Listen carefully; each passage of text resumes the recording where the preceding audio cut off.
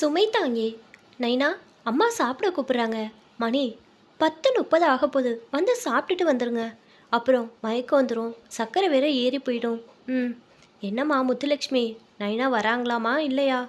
இன்னும் எவ்வளோ நேரம்தான் நானும் சமையல் ரூம்லேயே வெந்துக்கிட்டு இருக்கிறது. உடம்பெல்லாம் அடிச்சு போட்டாப்புல இருக்கு. போய் படுக்க வேணாமா? என்ன பண்ணுறாங்க அப்படி? அம்மா, நைனா ஏதோ பழைய தபால்லாம் எடுத்து வச்சு பார்த்துக்கிட்டு இருக்கிறாங்க. ரொம்ப யோசனையாக இருக்காங்க. நீங்கள் மூடி வச்சுட்டு போய் படுங்கம்மா. எனக்கு கொஞ்சம் ஆஃபீஸ் வேலை இருக்குது.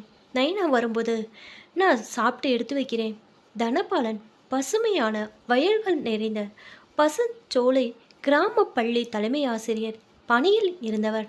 இன்று இந்த 75 வயதிலும் மெல்ல நடந்து பள்ளியை ஒரு முறையேனும் வெளியில் இருந்தாவது பார்த்து வந்தால்தான் தூக்க வரும். இன்று பழைய கட்டடமெல்லாம் புது மெருகுடன் பளபளப்பான பெயர் பலகையுடன் நிமிர்ந்து நின்றாலும் தம் பள்ளி என்ற உருவு மட்டும் இன்றும் ஒட்டி கொண்டுதான் இருக்கிறது. தான் பிறந்து வளர்ந்த ஊரிலே பள்ளி ஆசிரியராக சேர்ந்து தலைமை ஆசிரியராக பதிவு உயர்வு பெற்று தம் பரம்பரை சொத்தான 2 ஏக்கர் பூமியையும் பண்ணைய செய்து கொண்டு அமைதியான வாழ்க்கை வாழ்ந்தவர்தான். மாமன் மகளையே மனது கொண்டதோடு குடும்ப கட்டுப்பாடு குறித்து அதிக விழிப்புணர்வு இல்லாத 1950களில் 5 குழந்தைகள் பெற்றவர். 4 பெண் குழந்தைகள் என்றாலும் எந்த சலிப்பும் இல்லாமல் அன்பைய பாசத்தை கொட்டி வளர்த்தார். இப்போதெல்லாம் பழைய நினைவுகளில் அதிகம் ஊறிப்போவது வாடிக்கையாகிவிட்டது. பள்ளி தோழன் கதிர்வேலன் சென்னை கல்லூரியில் மருத்துவம் பயின்று அமெரிக்காவில் சென்று மேற்பரப்பு படித்து அங்கேயே செட்டில் ஆனவன். கல்லூரி படித்து முடிக்கும் வரை கடித தொடர்பும் விடுமுறையில் சந்திப்பும் தொடர்ந்து கொண்டிருந்தது. பிறகு பல ஆண்டுகள் கழித்துதான் முதல் கடிதம் அவனிடமிருந்து வந்தது.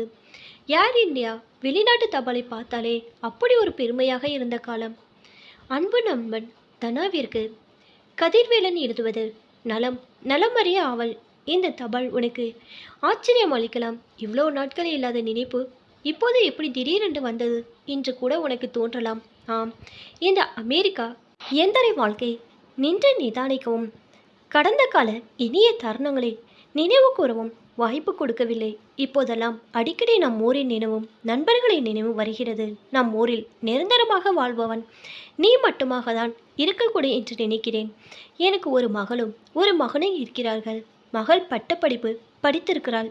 இங்கேயே சொந்தத்தில் மனமுடித்து கொடுத்து விட்டேன். மகன் மருத்துவ படித்து என்னுடனே பணியாற்றி கொண்டிருக்கிறான். உன் குடும்பம் பற்றி அறிய ஆவல். உனக்கு எத்தனை குழந்தைகள், என்ன செய்கிறார்கள்? விவரத்திற்கு உடன் பதில் போடுவோன். உன் தபாலுக்காக வலிவேன் விழி வைத்து காத்து கொண்டிருப்பேன். தபால் ஆஃபில் ஸ்பீட் போஸ்ட்லே போடலாம். அதிக செலவு ஆகாது. உன்னுடைய தொலைபேசி எண்ணை கட்டாயம் மறக்காமல் எழுதி அனுப்பு. நம்முடைய ஊரை பற்றியும் நண்பர்கள் பற்றியும் உன் மூலம் அறிய ஆவலாக இருக்கிறேன். இப்படிக்கு உன் பதிலுக்காக காத்திருக்கும் கதிர்வேலன். பல ஆண்டுகளுக்கு பிறகு தன் உற்ற தோழன் தன்னை நினைத்து கொண்டு கடிதம் எழுதியதில் மற்றற்ற மகிழ்ச்சி தலபானுக்கு. பலமுறை படித்து நண்பனின் நினைவுகளை பின்னோக்கி பார்த்து அந்த இன்பமான நாட்களில் கவலை இல்லாமல் பறந்து தெரிந்த தருணங்களை நினைவு கூர்ந்தாலும் இன்றைய நிலையின் சோகம் அதனை மறக்கத்தான் செய்தது. நண்பனுக்கு பதில் எழுத அமர்ந்தவுடன் தன் வாழ்க்கை பாரத்தை அவன் மீது சுமத்தி அவனையும் வேதனை கொல்ல செய்ய வேண்டுமோ என்று எண்ணி மேலோட்டமாக எழுத நினைத்தாலும் 10வது முறையாக அவன் கடிதத்தை வாசித்தபோது அதில் இருந்த நெருக்கம் அப்படி செய்ய அனுமதிக்கவில்லை. அன்பு மறவா இனிய தோழன் கதிருக்கு தனா எழுதுவது. நலம் நலமறிந்து மகிழ்ச்சி நண்பா. உன் கடிதம் கண்டவுடன் மீண்டும் நாம் அனைவரும் நம் இளமை காலத்திற்கு திரும்பி கபடமற்ற பொறுப்பில்லாத அந்த சுகமான வாழ்க்கையை வாழ மாட்டோமோ என்ற ஏக்கம் வந்திருப்பதும் உண்மை. என்ன செய்வது? சாத்தியமில்லாத விஷயத்தை கற்பனை செய்து அதில் சுகம் காண நான் கவிஞன் அல்ல, சாதாரண பள்ளி ஆசிரியர். இன்று ஓய்வு பெற்று குடும்ப பாரத்தை சுமக்கும் சுமை தாங்கி மட்டுமே என் சோகம் உன்னையே சேர்த்து தாக்க வேண்டுமா என்று ரொம்பவே யோசித்தேன். ஆனால் அப்படி செய்தால் அது நம் நட்பிற்கு செய்யும் துரோகம் என்பதை உணர்ந்து உன்னிடம் அனைத்தையும் இறக்கி வைக்கப் போகிறேன். எதுவும் உன்னை பாதிக்காமல் பார்த்து கொள்ள கதிரு. காரணம், என் குடும்ப நிலையை நீ எந்த கதையிலுமோ அல்லது திரைப்படத்திலோ கண்டிருக்க முடியாது. இப்படியே நடக்குமா என்று நம்ப முடியாத அதிசயமாக இருக்கும். ஆனால் அதற்கு ஆதாரமாக நான் இருக்கிறேனே. மனதை திடப்படுத்தி கொண்டு எட்டி நின்று படிப்பாய. என் மாமன் மகள் பரிமளாவை விரும்பி மனம் முடித்து கொண்டேன். அன்பும் பண்பும் நிறைந்த நல்ல குடும்ப தலைமை வாய்த்ததில் பெருமைதான். அந்த மகிழ்ச்சியில் வரிசையாக 5 குழந்தைகள். மூத்தவள் ஷம்யுக்தா 10ஆம் வகுப்பு முடித்தவுடனே ஆசிரியர் பயிற்சி எடுத்தவள். சொந்தத்தில் நல்ல மாப்பிளை வந்ததால் 18 வயதிலே திருமணம் செய்து கொடுத்தேன். மாப்பிளை தமிழ்நாடு அரசு குடிநீர் வாரியத்தில் சூப்பர்வைசர் பணி. நல்ல குடும்பம். என் சக்திக்கு ஏற்ற எதிர்பார்ப்பு இருந்ததால் உடனே சம்மதித்தேன். நல்ல குணம் உடையவர் மாப்பிளை. 2வது மகள் சரோஜினி கல்லூரியில் பட்டப்படிப்பு படித்தாள். 2ஆம் ஆண்டு படிக்கும்போதே மூத்தவனின் உறவிலிருந்து டாக்டர் மாப்பிளை வந்தது. என் சக்திக்கு கொஞ்சம் அதிகம் என்றாலும் அவர்கள் பெண் அழகாக என் மனைவி ஜாடை இருப்பதால் கொடுத்தால் போதும் என்று மூத்தவளுக்கு செய்த சீர் செய்தால் போதும் என்றதால் மகிழ்ச்சியாக மனமுடித்து கொடுத்து விட்டேன். இவளுக்கும் சென்னை வாசம்தான். 3ஆவது முத்துலட்சுமி பட்டப்படிப்பு சேர்ந்து ஓராண்டு நிறைவடையாத போதே கோவையிலிருந்து ஒரு வரன் வந்தது. மாப்பிள்ளை ரயில்வே துறையில் உயர் அதிகாரி. நான் அவள் படிப்பு முடிந்த பிறகு செய்யலாம் என்று யோசித்த போது என் மனைவி நல்ல வரன் தானா அமையும் போது தடை செய்யக்கூடாது என்று பிடிவாதமாக என்னை சம்மதிக்க வைத்து விட்டாள். 4வது மகன் விஜயராகவன் பள்ளி இறுதி வகுப்பும் கடைக்குட்டி வள்ளியம்மை 10ஆம் வகுப்பும் படித்து கொண்டிருந்தார்கள். மிக குறுகிய இடைவில் ஒவ்வொரு திருமணமாக 3 மகன்களுக்கும் நல்ல இடத்தில் முடித்து வைத்தது. மனதிற்கு நிம்மதியாக இருந்தது. ஆனால் அதெல்லாம் சொற்ப காலங்களே. மூத்த மகள் திருமணம் முடிந்த ஓராண்டிலே குழந்தை பேறு பெற்றதில் அனைவருக்கும் மகிழ்ச்சி. அதுவும் ஆண் குழந்தையானால் அவர் மாமியாருக்கு ரெட்டிப்பு மகிழ்ச்சி. குழந்தையை எடுத்துக்கொண்டு சென்னை சென்றவர் ஓராண்டு இங்கு வரவே இல்லை. அடிக்கடி பயணம் செய்தால் குழந்தைக்கு ஆகாது என்று முடிந்த போது நாங்கள் சென்று பார்த்து வந்தோம். ஆனால் கொஞ்ச நாட்களே ஒரேடியாக அப்படி வந்து இங்கு இறங்குவாள் நிற்பாள் என்று நினைக்கவில்லை. நாங்கள் 30 வயது கூட ஆகாத என் மருமகளுக்கு மாரடைப்பாம். எவ்வளவோ போராடியும் காப்பாற்ற முடியவில்லை. பூவும் பொட்டுமாக மகாலட்சுமியை அனுப்பி வைத்த மகள் வெறுமையாக கை குழந்தையிடம் திருப்பி எடுத்த மந்தாக வந்து நின்றாள். குடும்பமே அதிர்ச்சியில் உறைந்து கிடந்து கொஞ்சம் கொஞ்சமாக மீள முயற்சித்த போது அடுத்த 2வது டாக்டர் மாப்பிளையும் சிறிது இரட்டை நாடி சரீரம் உடையவர். அதே மாரடைப்பில் மேசிவ் அட்டாக்காம். எந்த அறிகுறியும் இல்லாமல் ஒரு வாரிசை கூட விட்டு விடாமல் போய் சேர்ந்து விட்டார். இதோடு விட்டதா விதி. 3வது மாப்பிளையும் அதே இதய கோளாறு காரணமாக இருதய அறுவை சிகிச்சை செய்யும் போதே அந்த மேஜையின் மீதே உயிரை விட்டுவிட்டார். 6 மாத கை குழந்தையிடம் அவளும் திரும்பி வந்து விட்டாள். ஆசை ஆசையாக மனைமுடித்து கொடுத்த 3 மகன்களும் இன்று தனிமரமாக திரும்பி வந்து நிற்கிறார்கள். நம்ப முடிகிறதா உன்னால்? இப்படியெல்லாம் கூட எங்காவது நடக்குமா? என் அம்மா இருக்கும்போது சொல்லிக்கொண்டே இருப்பார்கள். ஏதோ எங்கள் குடும்பத்தில் சாபமான். எங்கள் முன்னோரில் ஒருவர் ஒரு கண் தெரியாத பெண்ணை திருமணம் செய்து கொள்வதாக ஏமாற்றி கெடுத்து விட்டாராம். அந்த பெண் கிணற்றில் விழுந்து தற்கொலை செய்து கொள்ளும் முன் இட்ட சாபம்தான் குடும்பத்தையே ஆட்டுவிக்கிறதாம். பலருக்கு வாரிசே இல்லாமல் போய்விட்டதாம். என் தாத்தா செய்த தான தர்மங்கள் தான் எனக்கு 5 வாரிசுகள் கொடுத்து சாப விமோச்சனம் பெற்றிருக்கிறோமாம். என் அம்மா இப்படி நினைத்து நிம்மதியாக போய் சேர்ந்து விட்டார். ஆனால் இப்படி வேறு விதமாக அந்த சாபம் வேலை செய்யும் என்று நாங்கள் கனவிலும் நினைக்கவில்லை. 3வது மகளுக்கு கணவை ஆஃபீஸில் வேலை கொடுத்து விட்டார்கள். 3 மகள்களும் இன்று வேலை பார்த்து தன்னையும் குழந்தையை காப்பாற்றி கொண்டாலும் அவர்கள் முகத்தில் நிரந்தரமாக தங்கிவிட்ட சோகம் என்னை வாட்டி கொண்டிருக்கிறது. செய்வது அறியாது திகைத்து நிற்கும் வேளையில் 4வது மகளுக்கு திருமணம் செய்யும் தைரியம் வரவில்லை. என் மனைவி ஏதேதோ சாங்கியமெல்லாம் செய்த வண்ணம் இருக்கிறாள். என் மகனுக்கும் இருதயத்தில் ஓட்டை என்பதால் அவனால் நார்மலாக எந்த வேலையும் செய்ய முடியவில்லை. விதியின் சூழலில் சிக்கி தவிக்கும் இந்த சூழலில் என்னாலும் வேறு எதை பற்றியும் சிந்திக்க முடியவில்லை. என்னை மன்னித்துவிடு நண்பா. இப்படிக்கு துரதிர்ஷ்ட தனபாலன். இதற்கு பிறகு கதிர் போட்ட சில தபால்களுக்கு பதில் போடவில்லை தனபாலன். பலமுறை தொலைபேசியில் தொடர்பு கொண்டு தம் விருப்பத்தை சொல்லிக் கொண்டிருந்தார் கதிர்.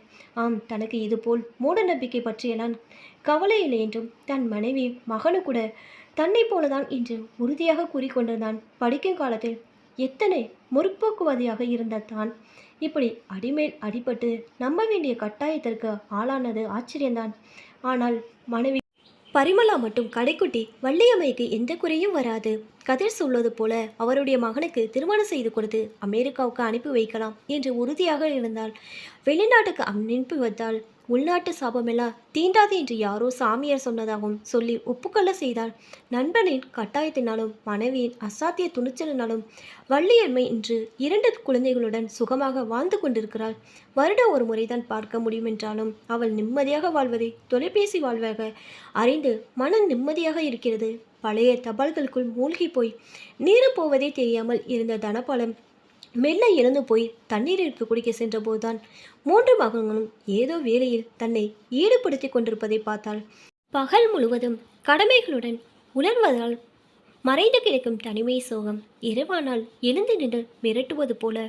அதனை விரட்ட அவர்கள் எதிலோ மனதை கவனம் செலுத்தி இருக்கிறார்கள் என்பது இந்த 20 ஆண்டு காலமாக பார்த்து சலித்து போனதுதான். என்றாலும் அவர்களுக்கு மறுமணம் செய்ய முயற்சிக்காமல் விட்டுவிட்டது பெரும் தவறுதான் என்று உள்மனம் சாடியது.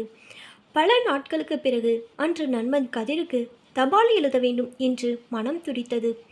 உயிரிலும் மேலான அன்பு நண்பனுக்கு நலமறிய அவள் பல ஆண்டுகளுக்கு பிறகு இன்று ஏனோ உன்னை ஆழ தழுவி அமைதி கொள்ள மனம் ஏங்குகிறது கதிரு. என் வாழ்நாளில் பாதிக்கும் மேற்பட்ட காலங்களை முழுமையாக தின்று கொண்டிருந்த அந்த சோகம் உன்னுடைய பரோகர துணிச்சலான முடிவினால் சற்று குறைந்திருக்கிறது. என் கடைக்குட்டி வள்ளியம்மையின் தலையெழுத்தையே மாற்றி அமைத்து விட்டாள். இன்று அவள் உன் மருமகளாக மகிழ்ச்சியாக வாழ்வதை மற்றற்ற மகிழ்ச்சி எனக்கும் தான். உன்னதமான ஒரு நட்பின் அடையாளமாக இருக்கும் நீ என் மனதில் இமயமலை என உயர்ந்து நிற்கிற அப்பா. என் 3 பெண்களுக்கும் மறுமணம் செய்து வைத்திருந்தால் இது போலவே எந்த பிரச்சனையும் இல்லாமல் இருந்திருப்பார்களோ என்று இப்போது கூட உள்ளம் துடிக்கிறது. காலம் கடந்த பின்பு ஞானம் வந்து என்ன பயன்? சரித்திர ஆசிரியராக எத்தனையோ மாணவர்களுக்கு உலக நாயர்களின் சரித்திரங்களை எல்லாம் அலசி ஆய்ந்து கற்பிக்க முடிந்த எனக்கு என் பிள்ளைகளுக்கு அவர்களின் பெயர்களை மட்டுமே சூட்டி அழகு பார்க்க முடிந்தது. அவர்கள் தலையெழுத்தை மாற்றியமைக்கும் வல்லமை இல்லாமல் போனதே. எது எப்படியோ உன் மூலம் என் இறுதி காலம் ஓரளவிற்கு அமைதியாக கழிந்து கொண்டிருக்கு. அதற்கு உனக்கு என் மனம் நிறைந்த நன்றிகள் நண்பா. அசலில் கண்ணழிந்து விட்ட மனைவி பரிமளா திடீரென்று விழிப்பு தட்ட கணவன் அருகே இல்லாதை கண்டு மின்விளக்கை போற்று மணியை பார்த்தவள் இரவு 1 மணி ஆனதைக் கண்டு அதிர்ச்சியுடன், மாமா இன்னுமா தூங்க வரல? எப்போதும் இவ்வளோ நேரம் பண்ண மாட்டாரே என்று எண்ணியவள் ரொம்ப நாட்களாக தன் மனதில் புதைத்து பாரம் ஏற்படுத்தி கொண்டிருக்கும் அந்த ரகசியத்தை இன்றாவது சொல்லிவிட வேண்டும் என்று முடிவு செய்தாள். பலமுறை முயற்சி செய்தும் இத்தனை ஆண்டுகளில் அதற்கான வாய்ப்பு அமையாமலே போனது வேதனைதான் என்று சொன்னால் மாமா எப்படி எடுத்துக்கொள்வாரோ தெரியவில்லையே. என்ன ஆனாலும் சொல்லிவிடுவது என்ற முடிவுடன் மெல்ல எழுந்து கணவனின் நூலக அறைக்கு சென்றவள். அங்கு அவர் மேஜை விளக்கின் ஒளியில் கையில் பேனாவுடன் கடிதம் எழுதி கொண்டிருந்தவர் அப்படியே தலையை மேஜை மீது வைத்து படுத்திருந்தார். எப்பொழுதுமே அதுபோல் ஓய்வு எடுப்பது மாமாவின் வளமைதான் என்பதால் தொடர்ந்து பேச ஆரம்பித்தாள். மாமா, எங்க மாமா தூங்கிட்டீங்களா? சாப்பிட்டீங்களா இல்லையா? ஒரே அசதியில் கண்ணை அசந்து புட்டேன். நான் சொல்ல போகிறத கோபப்படாமல் கொஞ்சம் பொறுமையாக கேளுங்க மாமா. உங்ககிட்ட ரொம்ப நாளாக ஒரு விஷயம் சொல்ல நினச்சி முடியாமல் தள்ளி போட்டு என் மன பாரத்தை ஏற்றிக்கிட்டே இருக்கேன். ஆனால் இன்னைக்கு சொல்லியே ஆகணும்னு என் மனசு ஏனோ கிடந்து தவிக்குது மாமா. நம் கடைக்குட்டி வள்ளியம்மை பிறந்த நேரத்தில் நீங்கள் ஒரு முக்கியமான மீட்டிங்னு சென்னை போயிட்டீங்க இல்லையா? அப்போ என் தம்பி மனைவிக்கும் பிரசவ நேரம் இல்லையா? ஒரே நாளில் 2 பேரும் பிரசவத்திற்காக ஆஸ்பத்திரிக்கு போனதும் அங்கு தம்பியின் மனைவியும் குழந்தையும் அதில் இறந்து போனதும் உங்களுக்கு தெரியும் இல்லையா? மாமா, எனக்கும் அப்படிதான் 2 வருடம் தெரியும். ஆனால் என் மனதில் மட்டும் ஏதோ ஒரு சந்தேகம் இருந்து கொண்டே இருந்தது. ஒரு முறை என் தம்பி வாய் தவிர எதையோ உளரப்போக என் சந்தேகம் ஊர்ஜிதமாகிவிட்டது. ஆம், பிரசவத்தின் போது இழந்த குழந்தை நம்முடையது.